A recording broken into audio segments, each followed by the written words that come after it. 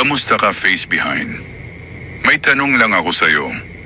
Kung bukas wala nang papalakpak sa'yo, wala nang magko-comment ng ang galing mo kapatid, wala nang makakapansin sa paglilingkod mo, magpapatuloy ka pa rin ba?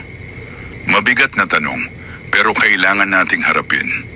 Kasi minsan, nagsimula tayong maglingkod para sa Diyos.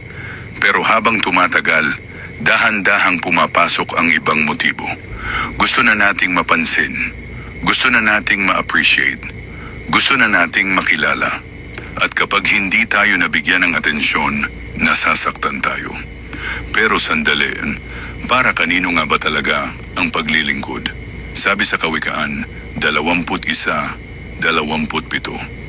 Ang hain ng masama ay kasuklam-suklam, lalo na kapag inihahandog niya iyon na may masamang layunin.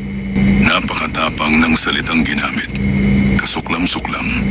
Ibig sabihin, hindi lahat ng paglilingkod ay nakalulugod sa Diyos. Pwede kang nasa stage, pwede kang may ministry, pwede kang laging present sa gawain. Pero kung ang laman ng puso ay sariling kapurihan kaysa kaluwalhatian ng Diyos, may problema. Hindi naloloko ang Diyos sa galing ng boses. Hindi siya napapahanga sa dami ng ginagawa natin. Ang tinitingnan niya ay puso. Kaya siguro magandang tanungin natin ang sarili natin ngayon.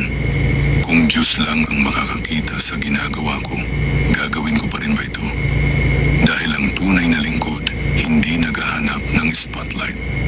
Kontento siya na ang pangalan ni Jesus ang nakikita kahit hindi siya mapansin. Kaya kung naglilingkod ka ngayon, lagi mong siyasating ang puso mo. Dahil sa huli, hindi mahalaga kung gaano karaming tao ang humanga sa atin. Ang mahalaga ang makita tayo ng Diyos.